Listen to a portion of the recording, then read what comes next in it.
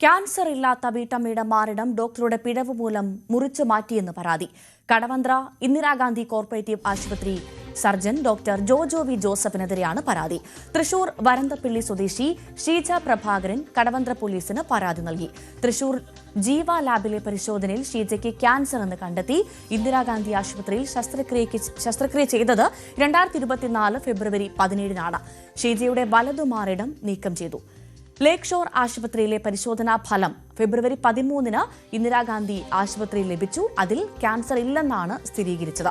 മുഖ്യമന്ത്രിക്കടക്കം വീട്ടമ്മ ഇതുമായി ബന്ധപ്പെട്ട് പരാതി നൽകിയിട്ടുണ്ട്. വേദന വന്നിട്ട് ഉടനരഞ്ഞു പോയി. അവിടെ പോളിട്ട് വന്നപ്പോൾ കണ്ടു ആളൊരു തെരുവൊരു ഒപ്പത്തെ പോലെ ചെയ്തു. തെരുവൊരു ഒപ്പത്തെ പോലെ ചെയ്തു. അതിന്റെ അത് പരിശോധനന്റെ ആയിരുന്നു. അത് ജീവ ലാബിലായിരുന്നു. അവിടെ ആ റിപ്പോർട്ടിലാണ് ഇതിന്റെ ഡേറ്ററാണെന്ന രോഗം ഉണ്ടെന്ന് പറഞ്ഞ. അതിന്റെ ആ റിപ്പോർട്ട് കൊണ്ട് ഞങ്ങൾ ധാര കാണാൻ പോയി. കാണാൻ തന്ന് ധാര കണ്ടു. ഈ വിവരങ്ങളെല്ലാം പറഞ്ഞു. അപ്പൊ ആള് പറഞ്ഞു ആള് ഒരു മരുന്നും എനിക്ക് എഴുതി തന്നില്ല. ആള് പറഞ്ഞു ആ തേട് വാങ്ങി കൊണ്ടുവന്ന് രണ്ടാമത് നോക്കിട്ട് നമ്മുടെ ഓട്ടം എടുത്താൻ വന്നു. അത് കഴിഞ്ഞിട്ട് അത് അവര് നോക്കി 13-ാം തീയതി ആ റിപ്പോർട്ട് വന്നു. അത് കഴിഞ്ഞിട്ട് ഓപ്പറേഷൻ ചെയ്തത് 17-ാം തീയതിയാണ് എന്നെ. അപ്പൊ ആ റിപ്പോർട്ടിൽ ഉണ്ടായിരുന്നില്ല, എനിക്ക് രോഗം അതിലുണ്ടായിരുന്നില്ല. അതേസമയം ഈ ആരോപണം തള്ളുകയാണ് ഡോക്ടർ ജോജോ വി ജോസഫ്. സ്വകാര്യ ലാബിലെ തെറ്റായ കണ്ടെത്തലിനെ പഴിച്ചാണ് ഡോക്ടറുടെ വിശദീകരണം. എന്റെ അടുത്ത് ഈ രോഗി എത്തുമ്പോൾ, അതായത് സർജിക്കൽ ട്രീറ്റ്മെന്റിലാണ് ഈ രോഗി എത്തുന്നത്. 12-ാം തീയതിയാണ് ഇവരെന്നെ കാണാൻ വരുന്നത്. അപ്പം എന്നെ ഒരു സർജൻ എന്ന നിലയിൽ എന്റെ അടുത്ത് വരുമ്പോൾ എനിക്ക് അറിയേണ്ടത് ഈ പർട്ടിക്കുലർ പേഷ്യന്റിന് സർജറി ചെയ്യണോ വേണ്ടയോ എന്നറിയണമെങ്കിൽ 2 കാര്യങ്ങളാണ് എനിക്ക് അറിയേണ്ടത്. ഒന്ന്, ഈ പേഷ്യന്റിന് ക്യാൻസർ ഉണ്ടോ, അതിന്റെ റിപ്പോർട്ട് ഉണ്ട്. അത് അവരെനിക്ക് തന്നു. അതാണ് ജീവ ലബോറട്ടറീസിന്റെ, ഞാൻ അതിന്റെ കോപ്പി എന്റെ ഞാൻ അയച്ചു തരാൻ ഈ ഫോണിൽ പറഞ്ഞത്. ആ റിപ്പോർട്ടാണ്. അതിൽ MD പതോളജിസ്റ്റ് NABL അക്രഡിറ്റഡ് ലാബിലെ സീനിയർ പതോളജിസ്റ്റിന്റെ റിപ്പോർട്ടുണ്ട്. ഇൻഫിൽട്രേറ്റിംഗ് ഡക്ട് കാർസിനോമ എന്ന് പറഞ്ഞു കഴിഞ്ഞാൽ ബ്രസ്റ്റ് ക്യാൻസർ. അപ്പൊ ആദ്യത്തെ ഭാഗം തീർന്നു. ഇനി രണ്ടാമത് എനിക്ക് അറിയേണ്ടത് ഈ അസുഖം മറ്റു ഭാഗത്തേക്ക് പോയിട്ടുണ്ടോ ചെക്ക് ചെയ്തിട്ടുണ്ടോ, അതുമില്ല. അതിനുശേഷമാണ് സർജറിക്ക് റെക്കമെൻഡ് ചെയ്യുന്നത്. ആ സർജറിക്ക് 16-ാം തീയതി വരാനായിട്ട് ഞാൻ റെക്കമെൻഡേഷൻ കൊടുക്കുന്നു. അവർ വന്ന് അഡ്മിറ്റഡ് ആവുന്നു. ഇവര് സർജറി ചെയ്ത് തിരിച്ചു പോകുന്നു. ഇതാണ് സംഭവം. ഇതിനിടയിൽ ഇവര് പറയുന്ന ബാക്കി കാര്യങ്ങൾ ഇവര് വീണ്ടും പരിശോധനയ്ക്ക് കൊടുത്തു. അതല്ല എങ്കിൽ ഇവര് പറയട്ടെ, ഞാൻ ഇവര് കൊണ്ടുവന്ന സ്ലൈഡ് വീണ്ടും പരിശോധനയ്ക്ക് അയച്ചതിന് ശേഷം ഞാൻ ആ റിപ്പോർട്ട് കാണാതെ ഇവരെ സർജറി ചെയ്തു എന്ന് പറഞ്ഞു കഴിഞ്ഞാൽ എന്റെ ഭാഗത്ത് തെറ്റ്. അങ്ങനെ എന്തെങ്കിലും ഇവരുടെ എവിഡൻസ് ഉണ്ടോ എന്ന് പറഞ്ഞാൽ ഞാൻ കൊടുത്ത റിക്വസ്റ്റ് പോലും വേണ്ട. ഇവര് കാണിക്കുന്ന റിപ്പോർട്ടിൽ ഏത് ഡോക്ടറെ കൊടുത്തെന്ന് എന്റെ മുകളിൽ എഴുതിയിട്ടുണ്ടാവും. അതായത് നമ്മുടെ ഒരു പരിശോധനയ്ക്ക് ലാബിലേക്ക് ഏത് വേസ്റ്റാണെന്നുള്ളത് നമ്മുടെ റിക്വസ്റ്റ് അവർ വെച്ചില്ല എന്ന് വിചാരിച്ചു. ആ റിപ്പോർട്ടിന് മുകളിലുണ്ട്. അങ്ങനെ എന്തെങ്കിലും എന്റെ പേരുണ്ടോ? ഇതൊന്നും ഇല്ലാതെ ഇവര് ഒരു സുപ്രഭാതത്തിൽ വന്ന് എന്റെ മേലെ ആരോപണം ഉന്നയിക്കുന്നുണ്ട്. യാതൊരു കാര്യമില്ല. കുടുംബം ശക്തമായ നിയമ നടപടിയുമായി മുന്നോട്ട് പോവുകയാണ്. ഡോക്ടറെ അടക്കം പ്രതി ചേർത്ത് പോലീസ് കേസെടുത്തിട്ടുമുണ്ട്. അങ്ങനെ നല്ല ട്രീറ്റ്മെന്റ് ഇത് കളയണതാന്ന് പറഞ്ഞു. റിമൂവ് ചെയ്ത് മൊത്തമായിട്ട് കളയണതാണ് ഏറ്റവും ബെറ്റർ ആയിട്ടുള്ള ട്രീറ്റ്മെന്റ് എന്ന് പറഞ്ഞു. പിന്നെ ഈ സ്ലൈഡ് കിട്ടിയതിന് ശേഷമാണ് അവര് ഫുള്ളായിട്ടുള്ള ട്രീറ്റ്മെന്റ് ചെയ്യുള്ളൂ, അല്ല അതിന്റെ റിസൾട്ട് വന്നതിന് ശേഷമാണ് ഫുള്ളായിട്ട് ചെയ്യുള്ളൂ എന്ന് പറഞ്ഞിട്ടുണ്ടായിരുന്നു ഡോക്ടർ. എന്നിട്ട് ഞങ്ങള് അന്ന് ഹോസ്പിറ്റലിൽ പോയി 12-ാം തീയതി പോയിട്ട് 17-ാം തീയതി ഓപ്പറേഷൻ ഫിക്സ് ചെയ്തിട്ടുണ്ടായിരുന്നു. അപ്പോൾ 16-ാം തീയതി അഡ്മിറ്റ് ആവാൻ പറഞ്ഞിട്ടുണ്ടായിരുന്നു. അപ്പം ഞങ്ങൾ ഫോൺ വിളിച്ചിട്ട് ഈ റിസൾട്ട് വന്നോന്നൊക്കെ ഹോസ്പിറ്റലുകാരോട് ചോദിക്കുന്നുണ്ട്. എന്നിട്ട് 13-ാം തീയതി റിസൾട്ട് വന്നിട്ടുണ്ടായിരുന്നു. ഈ ലക്ഷറിയത്തെ റിപ്പോർട്ട് 13-ാം തീയതി വന്നിട്ടുണ്ടായിരുന്നു. ഓപ്പറേഷൻ ചെയ്യണേക്കാളും കുറച്ച് 4 ദിവസം മുമ്പ് വന്നിട്ടുണ്ടായിരുന്നു ഈ റിസൾട്ട്. അതിൽ നെഗറ്റീവായിരുന്നു. എന്നിട്ട് അത് അവർ നോക്കാണ്ട് ഓപ്പറേഷൻ ചെയ്തു. എന്നിട്ട് അത് വീണ്ടും ബയോപ്സിക്ക് അയച്ചു, പരിശോധിക്കാൻ അയച്ചു. അപ്പൊ അതിൽ റിസൾട്ട് ഒരു 18-ാം തീയതി ആയിട്ടാ വന്നത്. 18-ാം തീയതി അയച്ചു. മാർച്ച് 7-ാം തീയതി ആയിട്ടാ പിന്നെ വന്ന റിസൾട്ട്. അപ്പൊ അതില് നെഗറ്റീവായിരുന്നു റിസൾട്ട്. അതിൽ നെഗറ്റീവായിരുന്നു. അപ്പോൾ നെഗറ്റീവായപ്പോൾ അപ്പോൾ ഞങ്ങൾ ഗംഗാധര സാറിനെ കാണാൻ പോയി. കണ്ടു. അപ്പോൾ ആൾക്ക് എന്തോ ഒരു ഇത് തോന്നിയിട്ടുണ്ടായിരുന്നു അപ്പോൾ തന്നെ ആള്. അപ്പോൾ ആള് പറഞ്ഞു, ഞാനിതൊന്നും കൂടി ഇപ്പോൾ കുഴപ്പമൊന്നുമില്ല, വേറെ മരുന്നും കാര്യങ്ങളൊന്നും കഴിക്കേണ്ട, നിങ്ങൾ ഇത് കഴിച്ചാൽ മതി എന്ന് ആള് പറഞ്ഞിട്ടുണ്ടായിരുന്നു. അതായത് വിറ്റാമിൻ്റെ കുറച്ച് ഗുളികളും മുറിവ് ഉണങ്ങാനുള്ള മരുന്നും അങ്ങനെ. അതിൻ്റെ ഇടയിൽ അമ്മയ്ക്ക് വേറെ പഴുപ്പും കാര്യങ്ങളും വന്നോണ്ട് സ്റ്റിച്ച് ഉണങ്ങാണ്ടുള്ള ബുദ്ധിമുട്ടും കാര്യങ്ങളൊക്കെ ഉണ്ടായിരുന്നു. അതൊക്കെ നോക്കാനായിട്ട് പിന്നെ ഇടയ്ക്ക് പോയിട്ടുണ്ടായിരുന്നു. ഡേറ്റും കാര്യങ്ങളും ഞങ്ങൾക്ക് കറക്റ്റ് ഓർമ്മയില്ല, പോയിട്ടുണ്ടായിരുന്നു. അപ്പോൾ ഗംഗാധര സാർ പറഞ്ഞു അതിന് പൈസ ഒന്നും മേടിച്ചില്ല, വീണ്ടും ടെസ്റ്റിന് അയക്കണേന് ഞങ്ങളുടെ കയ്യിൽ നിന്ന് കാശ് മേടിച്ചില്ല. സാറ് തന്നെ അത് ടെസ്റ്റിന് അയച്ച് അതിലും നെഗറ്റീവായിരുന്നു. ആകെ വിഷമമുള്ള കാര്യം എന്താണെന്ന് വെച്ച് കഴിഞ്ഞാൽ നമ്മളിതുപോലെ നടന്നിട്ട് ഈ ജീവ ലാബിനെതിരെയോ ഈ ഹോസ്പിറ്റലിനെതിരെയോ ഒരു ആക്ഷനും പോലീസുകാർ എടുത്തതായിട്ട് എൻ്റെ അറിവിലില്ല. ഇപ്പോൾ ലാസ്റ്റ് വീക്ക് അവർ പറഞ്ഞു ഇപ്പോൾ കുഴപ്പമൊന്നുമില്ല, അവർ തെറ്റൊന്നും ചെയ്തിട്ടില്ല എന്ന് പറഞ്ഞിരിക്കണം. അതായത് നമ്മൾ കൊടുത്ത റിസൾട്ടുകളിൽ മുഴുവൻ 100% കാണുന്നവർക്ക് ഏത് സാമാന്യ ബുദ്ധിക്ക് നിരക്കുന്ന എല്ലാവർക്കും മനസ്സിലാവും ഹോസ്പിറ്റലിന് തെറ്റ് പറ്റിയിട്ടുണ്ടെന്ന്.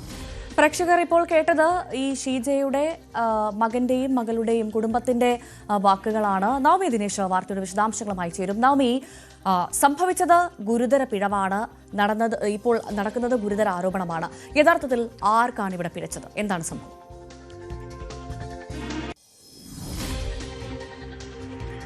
ഭവ്യ, പ്രഥമ ദൃഷ്ട്യാ ഈ ആശുപത്രിയിൽ നിന്ന് തന്നെയാണ് വീഴ്ച സംഭവിച്ചതെന്ന് ഈ കുടുംബം പുറത്തുവിട്ട തെളിവുകളിൽ നിന്നും മനസ്സിലാകും. കാരണം 13-ാം തീയതി 2024 ഫെബ്രുവരി 13-ാം തീയതിയാണ് ഈ ആശുപത്രിയിൽ നിന്നുള്ള ലേക്ഷോർ ആശുപത്രിയിൽ നിന്നും ക്യാൻസർ ഇല്ല എന്നുള്ള റിസൾട്ട് ലഭിക്കുന്നത്, ആ ഒരു ഫലം ലഭിക്കുന്നത്.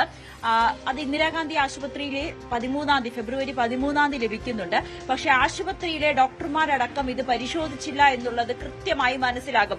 അതുകൊണ്ട് തന്നെയാണ് ഫെബ്രുവരി 17-ാം തീയതി ഈ വീട്ടമ്മയ്ക്ക് സർജറി ചെയ്യുന്നത്. തന്റെ വലത് മാരടം നഷ്ടപ്പെട്ട വീട്ടമ്മ മാനസികമായും ശാരീരികമായും വലിയ ബുദ്ധിമുട്ടാണ് അനുഭവിക്കുന്നത്. അതിൽ പ്രത്യേകിച്ച് അവർ കൂലിപ്പണി ചെയ്യുന്ന ഒരു സ്ത്രീയാണ്. അവർക്ക് ജോലി ചെയ്യാൻ പറ്റാതെയായി, ഹൃദയ സംബന്ധമായിട്ടുള്ള പല അസുഖങ്ങളും അവരെ പിടിപെട്ടു.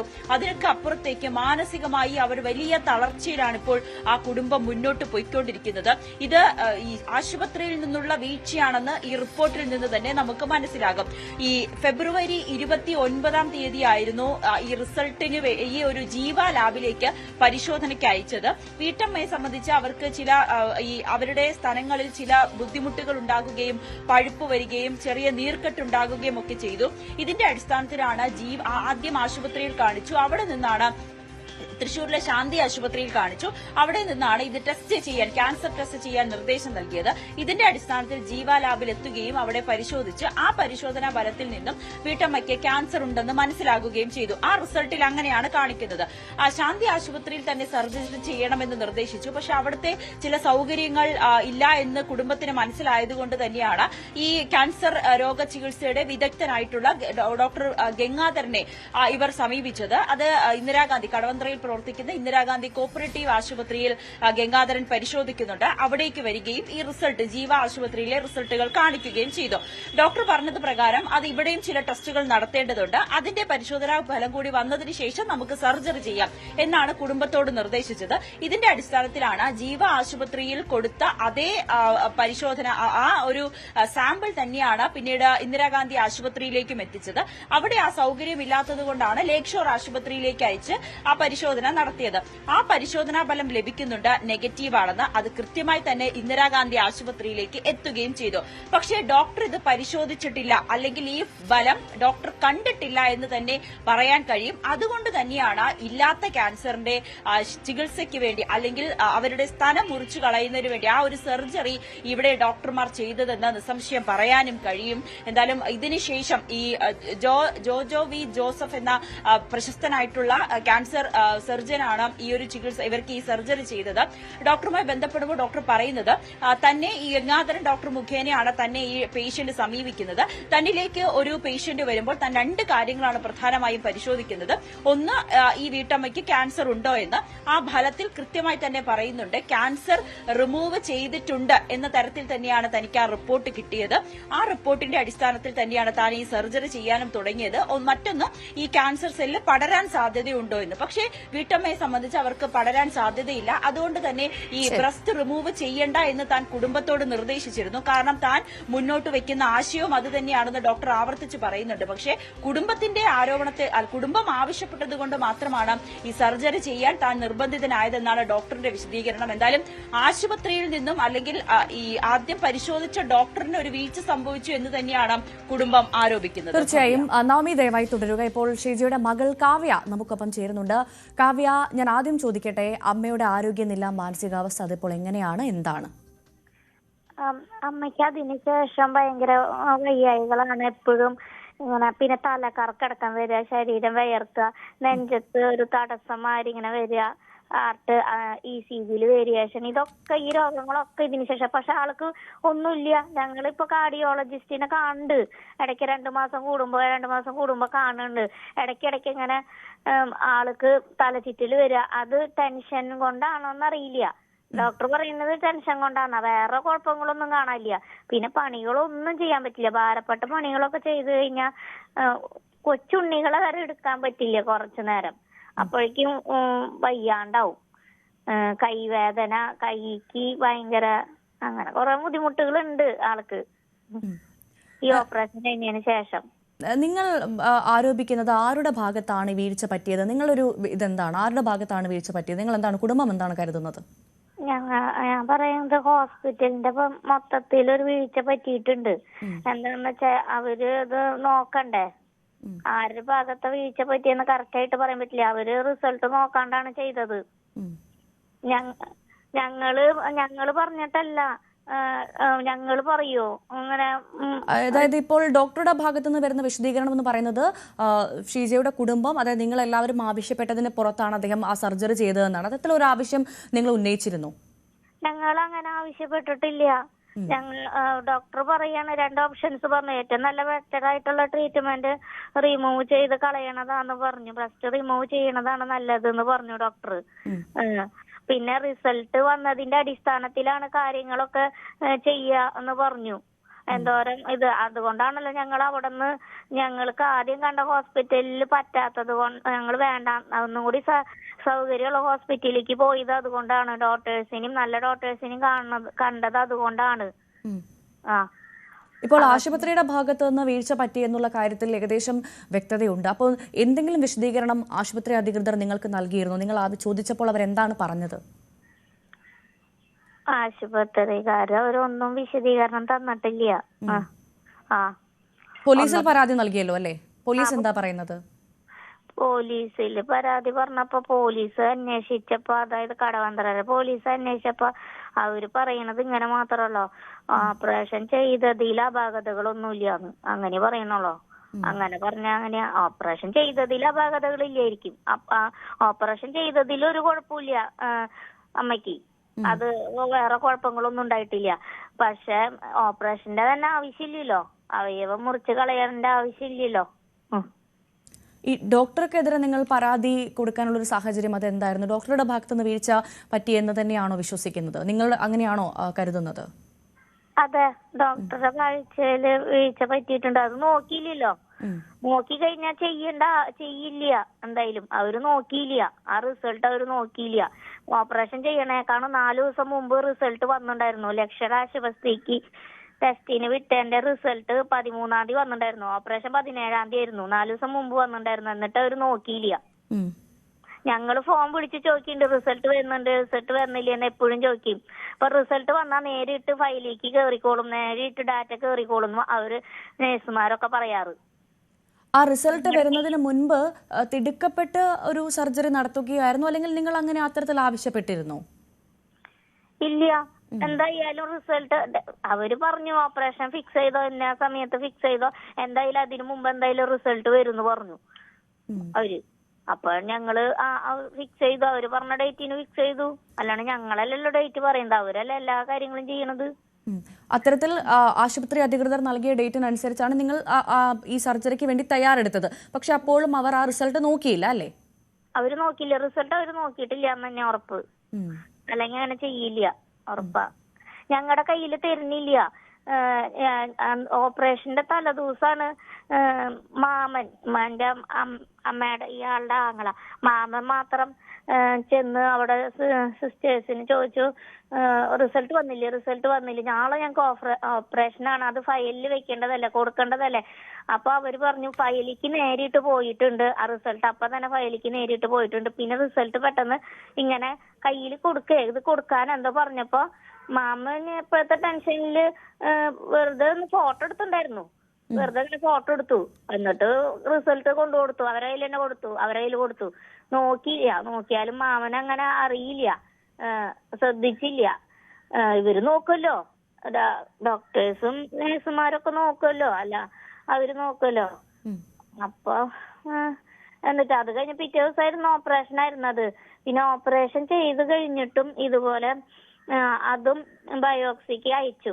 ഈ ഓപ്പറേഷൻ ചെയ്തത് അത് അയച്ചപ്പോ അതിലും നെഗറ്റീവായിട്ട് തന്നെയല്ലേ ശരിക്കും അതൊക്കെ അയച്ചേക്കുന്നത്, അതിലും നെഗറ്റീവായിട്ട് വന്നു. എന്നിട്ട് പിന്നെ ഗംഗാധരൻ സാറിനെ കണ്ടപ്പോ ഗംഗാധരൻ സാറും അപ്പോഴും തന്നെയാണ് ഇത് നോക്കണേന്ന് തോന്നുന്നു.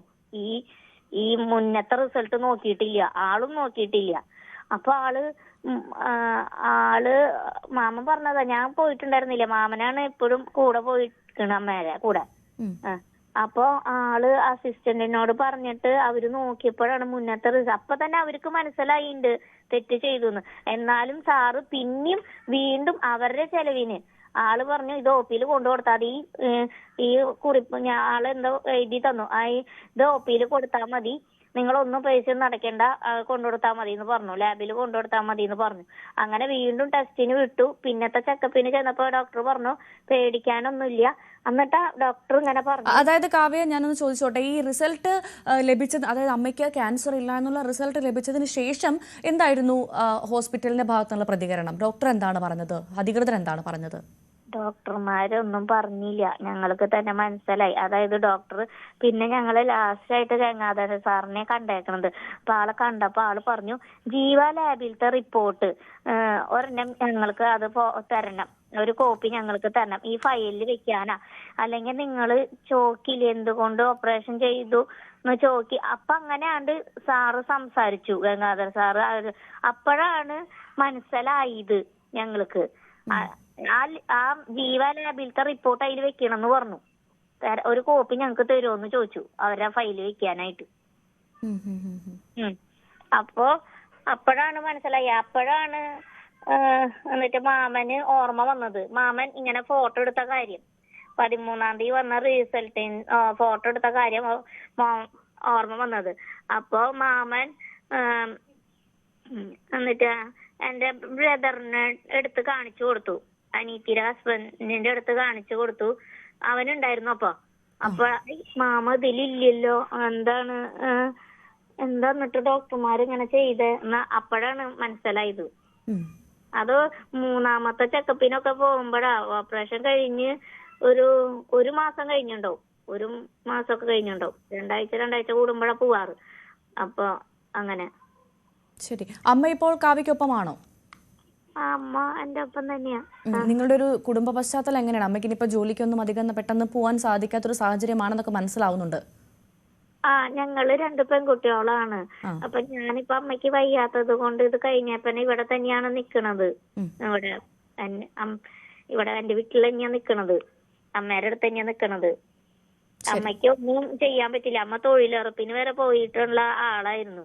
ഇവിടെ ഞങ്ങൾക്ക് കൃഷിയും കാര്യങ്ങളൊക്കെയാ, പശു അങ്ങനെ കൃഷി, നെൽകൃഷി, പറമ്പൊക്കെ ഉണ്ട്. അതുകൊണ്ടൊന്നും അമ്മയ്ക്ക് അധികം പണി ഒന്നും പറ്റില്ല. പശുവിന് വെള്ളമൊക്കെ എടുക്കാൻ പോയിരുന്ന ആളാണ്. തീർച്ചയായും കാവ്യ, ഞങ്ങൾക്ക് വളരെ വ്യക്തമായി അമ്മയുടെ വേദന മനസ്സിലാകുന്നുണ്ട്, നിങ്ങളുടെ കുടുംബത്തിന്റെ വേദന മനസ്സിലാകുന്നുണ്ട്. ധൈര്യമായിരിക്കും, എന്തായാലും നീതി കിട്ടും, ഞങ്ങൾ ഒപ്പമുണ്ട്. ഒരു ഉറപ്പ് മാത്രമേ ഞാനിപ്പോൾ നൽകുന്നുള്ളൂ. എന്തായാലും ധൈര്യമായിട്ടിരിക്കും, അമ്മയോട് പറയൂ, ഞങ്ങൾ എല്ലാവരും അന്വേഷിച്ചിരുന്നു, ധൈര്യമായിട്ടിരിക്കാൻ പറയണം, എന്തായാലും നീതി ഉറപ്പായിട്ടും ലഭിക്കും. വളരെ നന്ദി കാവ്യ ഞങ്ങളോട് പ്രതികരിച്ചതിന്. നവമി ദിനേശ് നമുക്കൊപ്പം തുടരുന്നുണ്ട്. നവമി, ഷീജയുടെ മകൾ കാവ്യയാണ് നമ്മളോട് പ്രതികരിച്ചത്. വളരെ വ്യക്തമായി ആ കുട്ടി കാര്യങ്ങളെല്ലാം പറയുന്നുണ്ട്, എന്താണ് സംഭവിച്ചത് എന്ന് പറയുന്നുണ്ട്. അവർക്ക് നീതി ലഭിച്ചേ മതിയാകുള്ളൂ. ഗുരുതര പിഴവ് സംഭവിച്ചു എന്നുള്ള കാര്യത്തിൽ സംശയമില്ല.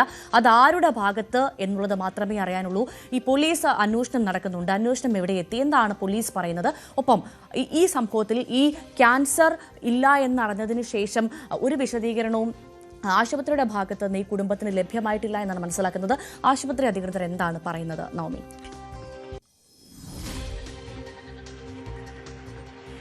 എന്തായാലും ഈ ലേക്ക് ഷോർ ആശുപത്രിയിൽ നിന്നും ലഭിച്ച പരിശോധനാ ഫലം അത് കൃത്യമായി നോക്കാൻ അല്ലെങ്കിൽ അത് പരിശോധിക്കാൻ ഇന്ദിരാഗാന്ധി ആശുപത്രിക്ക് വീഴ്ച സംഭവിച്ചു എന്ന് നമുക്ക് ഇതിനോടകം തന്നെ വ്യക്തമായിട്ടുണ്ട്.